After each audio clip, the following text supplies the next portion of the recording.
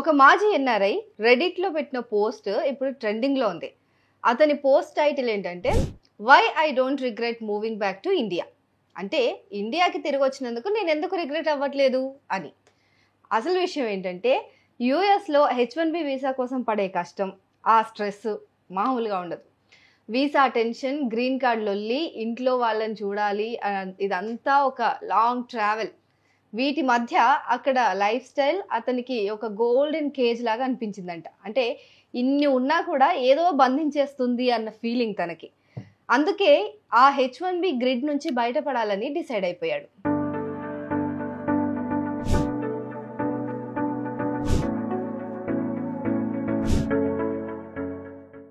మన బ్రో తీసుకున్న డెసిషన్ ఏంటంటే 2020లో అంటే కరెక్ట్గా లాక్డౌన్కి ముందు తన జాబ్లోనే ఇంటర్నల్ ట్రాన్స్ఫర్ ద్వారా ఇండియాకి వచ్చేసాడు. అప్పటి నుంచి అతని లైఫ్ క్రేజీ బట్ రివార్డింగ్గా అనిపించిందంట. అంటే బాగా రివార్డింగ్గా అనిపించింది, అంటే బాగా హ్యాపీగా ఉంది. ఏదో కొంచెం తెలియకుండా అసలు ఎందుకు వచ్చావో తెలియలేదు, బట్ హ్యాపీ అయితే ఉన్నారు. సో మొదట బెంగళూరులో ఉన్న, ఆ తర్వాత హైదరాబాద్కి షిఫ్ట్ అయ్యాడు తను. అక్కడ లైఫ్ని చూసి అతను షాక్ అయిపోయిందంట. ఎలా అంటే విదేశాల్లో ఉన్న టెన్షన్తో పోలిస్తే ఇండియా లైఫ్ సర్ప్రైజింగ్లీ చిల్గా, ప్రశాంతంగా అనిపించిందంట ఆయనకి.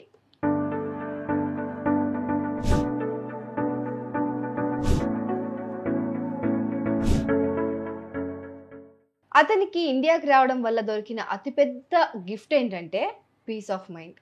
ఇంతకు మించిన గిఫ్ట్, ఇంతకు మించిన సుకూన్ ఇంకేం కావాలి చెప్పండి. ఎందుకంటే కుటుంబ సభ్యులకి దగ్గరగా ఉంటున్నారు, తను వాళ్ళతో క్వాలిటీ టైం స్పెండ్ చేస్తున్నాడు. సో దీనివల్ల వచ్చిన సంతోషం ముందు యూఎస్ లైఫ్ అసలు నథింగ్ అనిపించిందంట ఆయనకి. సో ఈ ఫీలింగ్ అతనికి కలిగింది. పైగా ఇండియాలో తనకు మంచి జాబ్ ఉండడం వల్ల మెంటల్గా, ఫిజికల్గా కూడా చాలా బెటర్మెంట్ వచ్చిందంట. Life is too short to tangled up in immigration hassles అని ఆయన చెప్తున్నాడు. సో ఈ ఇమిగ్రేషన్ కష్టాల్లో చిక్కుకుపోయే బదులు ఇక్కడ స్వేచ్ఛగా, హ్యాపీగా ఉన్నంతలో మా దగ్గర మా వాళ్ళతో ఉంటే హ్యాపీ కదా, ఇదే గొప్పగా ఉంది అని చెప్తున్నాడు.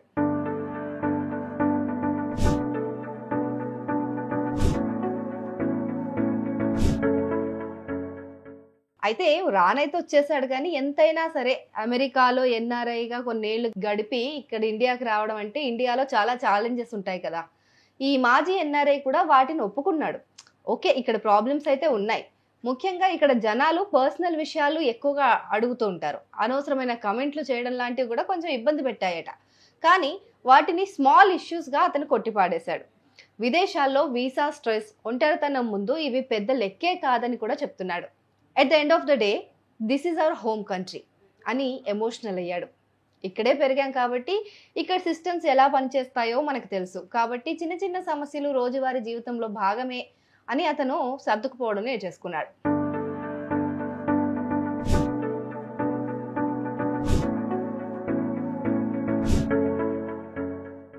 సో ఈ పోస్ట్ ఆన్లైన్లో అయితే చాలా వైరల్ అవుతుంది.